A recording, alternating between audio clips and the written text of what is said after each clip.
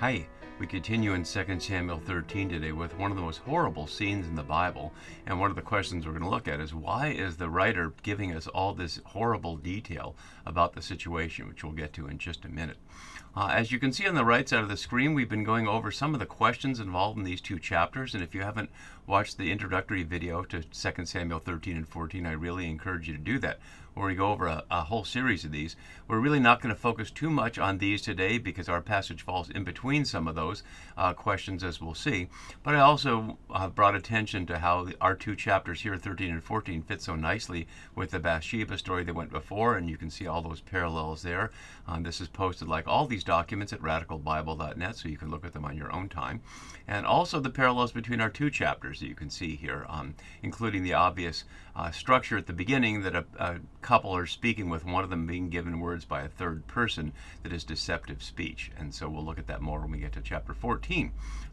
We've also been seeing, and it'll really come up today, the parallels between this rape scene and the rape scene at the end of Judges, in chapters 19 to 21 of Judges. And you can see the very specific connections here with 2 Samuel 13:12 here. These two and these three, actually, and there's one more that we'll see I didn't list here, as well as this one in verse 15 that we'll see next time, and the question of brothers.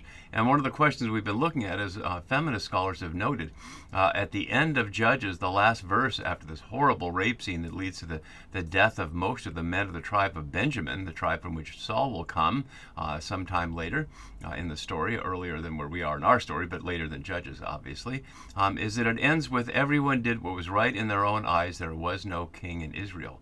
Well, now there is a king in Israel, and not only is this a concubine in Judges 19 getting raped, but the king's own daughter is raped in her own house. And as one scholar has noted, what does this say about David? That if the king's daughter is not safe from violence in her own house, then who is safe under David's reign? And really, it's raising the question here indirectly of, is the monarchy really an improvement in any way? Has it accomplished anything, given all the things that we heard back in 1 Samuel 8, that kings take. And we certainly see it here, taking women. So we look at the shape of our passage here, and we're on this part of the chiasm, and we can see we'll do this part today, and we can see the chiastic parallel with what we'll see next time in the yellow highlighted part, but also in the response. In both situations, it ends with Amnon not listening to her, and we can see that in both places. So we'll look at this part of it today. And there are also echoes of Genesis in a number of places here, specifically of the rape scene in chapter 34 and the potential rape scene in chapter 39 by Mrs. Potiphar to Joseph, which doesn't end up happening, but you can see the verbal parallel there, as well as we'll see with chapter 38 in Genesis, with the other Tamar who has sex with a relative. That's more structurally parallel than verbally parallel, but we see the verbal parallels here as well. So we see echoes of Judges, and we see echoes of Genesis, and we're also going to see echoes of chapter 11 and other parts of Samuel as we go. So these chapters really require paying attention to narrative context and intertextual references to get the full depth of what's going on here. So let's put up our key words, and we're starting right here with he refused to eat here in verse 9b. So Amnon said, "Send out everyone from me." And there's a number of things going on there. As Robert Alter notes below, with the identical words to Genesis 45, as I just showed you on that chart. Alter says, "The story of the rape of Tamar continues to allude to the Joseph story in reverse chronological order and with pointed thematic reversal. The moment before the rape echoes the encounter between Joseph and Potiphar's wife, and the attention drawn to the ornamented tunic that the violated Tamar takes us back to Joseph's, and we'll see that next time. It's not in our current passage. And then Gray notes below, rather than telling his entourage to get out himself, as one might expect, he needs a lackey to do it for him. And we don't know anything about those lackeys, but he's obviously telling someone, send out everyone from me. And who is this everyone? Literally, the word for everyone is kal ish, all men, all men. And so there's no other women that are really highlighting Tamar's presence in this male-dominating situation. But who are all these people? We'll find out in the next scene that Amnon has an attendant who he has bolt the door after he throws Tamar out. But who else would be there? We've not known that anyone else was there. And so this comes as a little surprise to us. And so everyone went out from him, and as my note below has, the narrator's words here match exactly Amnon's words, other than the tense. So everyone obeys Amnon, and that's one of the interesting elements here. Just as Amnon obeyed Jonadab, and David obeyed Jonadab, so now this unnamed servant will obey Amnon, and Tamar will obey Amnon, as we'll see. So now they're alone, and having refused to eat, Amnon says to Tamar, "Bring the food into the chamber." And that's really suspicious. Wouldn't she be suspicious of that? We don't know where they were. They're presumably in what we might call a bedroom. We saw that when Tamar came in, Amnon was lying down in his bed, acting sick. But this is a different room, chamber, HaChedar, which in 2 Samuel is auspicious and ought to bring it to our attention. So back in 2 Samuel 4:7, that was the site of Saul's son Ishbaal's death at the hands of the sons of Zeruiah, which David then disclaims as, "You sons of Zeruiah are too violent for me," although he certainly is behind it. In our immediate scene, and then with Bathsheba visiting David. And we note that all three of these involve the question of the succession, whether Amnon will succeed David, whether Ishbaal will succeed his father Saul and be a rival to David from the house of Saul, or whether Bathsheba's son Solomon will succeed David, which of course in the event is what happens. The word for chamber in Judges can also mean like the place where the king or judge takes a relief for himself, and the hilarious story of King Ehud being attacked by a left-handed or the king Eglon, being attacked by the left-handed Ehud and killed in the so-called cool chamber, leaving his servants waiting outside. So it's certainly a private inner place, and I would think Tamar would be suspicious of why he wants to go in there, but she just does it. He says the reason is so I may eat from your hand, but obviously he could eat from her hand in the bed he's in right now. We know nothing about the arrangement of that room or what kind of furniture or space it is, but that's where this horrible deed will happen. So Tamar took not the cakes as we saw, but the matzah balls, and I explained that last time, and brought them into the chamber to Amnon her brother. And we note in this verse, starting in verse 7, when she went into Amnon her brother, and now it's here, we see it's four. This is the third of 4 times in these verses reminding that this is her brother, although it started off about her brother Absalom's sister and Amnon not being her brother specifically. But he is her at least half-brother, and it's emphasized now. And so now the horrible scene unfolds. And as my note below has from Polzin, this scene is parallel to 25 and 29, which we'll see, we can see on this side here in the second half around Absalom and his relationship with the king there. We'll see that when we get to that. So when she brought it near him to eat, and this is shifting the word, as we saw the word both in noun and verb form, barahe or birya as a noun form, is healing food. So something you'd give an ill person, who's described as dal in the Hebrew, as weak or ill, and this is meant to heal him, but this is now just ordinary food. So the ruse that he's sick and it needs healing food is removed here, and this is just plain what's going on. It's a rape scene. And we see it take place in these violent words here. He took hold of her. Literally, he grew strong or displayed strength.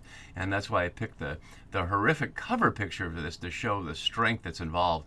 Much classical art shows them in flowing outfits, and it's a little too soft to convey what the words here are saying. So he grew strong and said to her, "Come lie with me, my sister." And there it's all laid out there. As my note below has, the Hebrew all ends with that same kind of sound. Let's listen. Boi shikvi imi akothi. And so whether we hear that in angry tones or not, as my note below has, the sounds of the words coincide and reinforce their semantic aspects. Come lie with me, my sister. And the lie with me, not my sister, is exactly what Mrs. Potiphar says to Joseph twice, as you can see in 39:7 and 12. He managed to escape, leaving his robe, not the long sleeve robe, which the brothers left with the father with the goat blood on it, but with the replacement robe here. And so here's the demand. He's coming strong. He's got hold of her. And what will she do? We note in other rape scenes, like Dinah in chapter 34, we hear nothing about her response. And the concubine in the Judges scene, we hear nothing about a response. So this is the only time that the text empowers a woman to say what needs to be said. And she says it quite plainly here. So as Van Dyke Hems notes below, the resistance of Tamar, who until now has followed the instructions of David and Amnon without comment, is impressive and revealing. So she answered him, "No, my brother." parallel to David at verse 25, and we can see that here where he says, "No, my son," to Absalom. So structural parallel there. And also with the judges parallel where they say, "No, my brother," not to do it. So really drawing our attention to those parallels. Do not force me. And I have here to look at the note at verse 14. So let's look at it there for a minute. The word is unpronounceable without a vowel here, with just the NH. In the PL, it means forced or oppressed. And it can mean forced sexuality here, but it can also just mean general oppression. So then returning to verse 12, so after she says, "Do not force me," then she adds, "For such a thing is not done in Israel." Another direct echo of Judges 19:30, and it raises a couple of interesting things. First, let's look at my note below. As Rosenberg notes, is the rape, not the incest, which Tamar protests, which makes her a voice for Bathsheba against David as well. But if we were to compare Deuteronomy 27 about incest, which, as I've been noting, is not something known to the audience or to the authors probably, incest represents a parody of the attempt of the house of David to keep the monarchy within itself. Amnon's act refuses to allow the possibility of procreative relationship anywhere but within the royal house, to which Tamar, on behalf of Israel, objects. This could also be translated to do a wanton folly in Israel, and we'll look more closely at the words in a minute. Again, echoing the rape in 37, Genesis 37, and the judges scene that we've been seeing, as well as examples in Jeremiah. To say that such a thing is not done in Israel is an interesting example here from her, because they're in Judah, of course, they're in Jerusalem, which is not Israel, but she's referring to Israel as the people of Yahweh here, as the larger group, and that's certainly what we saw in Judges. The thing is not done in Israel. So whether it's specifically meant to just echo the Judges situation, or to recognize that Judah is not really the name here, that Israel is the name, as it of course is again in the 20th and 21st century. Either way, such a thing is not done. Notice she's not appealing to Deuteronomy or Leviticus or a legal text, which is not known in this context, but simply to the tradition that they know that you shouldn't be doing this. Then she adds, "Do not anything," and vile is a terrible translation here, "not anything so foolish," and I didn't change it over here on the right side, but I should have, because literally it does mean foolish. It's, as in 1 Samuel 25, the very aspect of who Nabal is. You see Nebalah here, and it can it's such as foolish of heart, and we can see that as an example as well in other situations. So she's calling him foolish. She's saying he's doing something that shouldn't be done in Israel, and later, after it, we'll see next time, she'll refer to what he's doing as evil. So she's not hesitant to name the reality. And that's simply about him. This is about protecting his own reputation. But then she changes her tactic and says, "What about me? As for me," after all, she is his sister. You'd think that he would have some concern for his sister's future. "Where could I carry my shame," or literally my disgrace?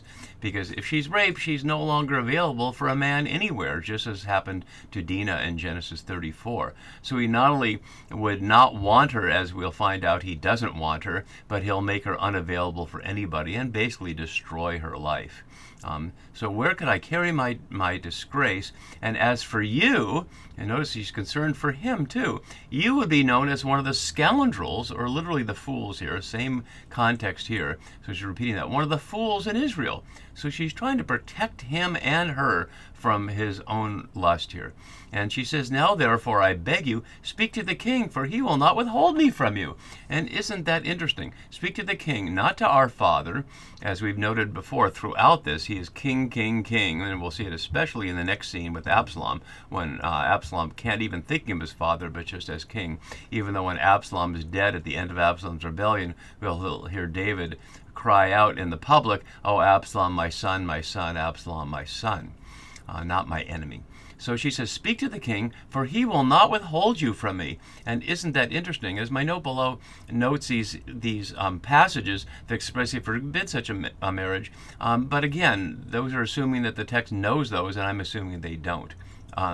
So based on that, she concludes, it may be concluded that Tamar was not forbidden to Amnon, and consequently his crime was not incest but rape. But again, we don't know those passages. As my note below further has, it's also possible that David is not the father, since it is never said that she is his daughter. And that's a small piece of the story here. It's not as likely, but it's one of those omissions that leads to those kinds of speculative possibilities. But in any event, he would not listen. And as my note below has, after the slow, suspenseful narrative build-up, the rape is narrated in just a few words. So he would not listen to her, not willing to listen to her here. And that, again, parallel to verse 16, as I noted here in the chiastic parallel. And it also parallels the refusal of the people to listen to Yahweh about a king back in 1 Samuel 8-10, when Samuel went to Yahweh and complained, and Yahweh said, "It's not about you, Samuel, it's me they're rejecting as king." So if we see this whole story as an allegory for the monarchy, which it may well be, and certainly we'll see that in the next chapter, Tamar is both true Israel and therefore also the voice of Yahweh, protesting its Amnons, the elders and the idolatrous ones, short-term abuse of Yahweh, which is the greater wrong. So we can see it, that whole thing, as part of the larger structure, just as we saw in chapter 12, Nathan's little parable of the rich man, the poor man, the traveler, and the ewe lamb, as operative at many levels, including the journey all the way from Joshua all the way through 2 Kings. I've not emphasized that here because there's just so many layers going on that it'd be a lot to get into that one too, but we can certainly hear it that way. And so in being stronger than she, he forced her, as we've seen, we looked at that verb already, and lay with her. And noting the lay with her echoes explicitly Shechem lying with Dinah, Mrs. Potiphar threatening to lie with Joseph, and David lying with Bathsheba. So all these sexual encounters are being brought together here to get us to recognize not only the horror of this immediate moment, but the question of monarchy and men taking women and the violence that's involved, because all of these, including Genesis 34, was the prince of the city, someone exactly parallel to Amnon, but taking a foreign woman as opposed to Amnon taking his own sister. So after this horrible dark scene, it will get even darker in the next scene. But to give us a pause to digest this much, I'll stop here and we'll pick up there next time. See you then for that. Bye-bye.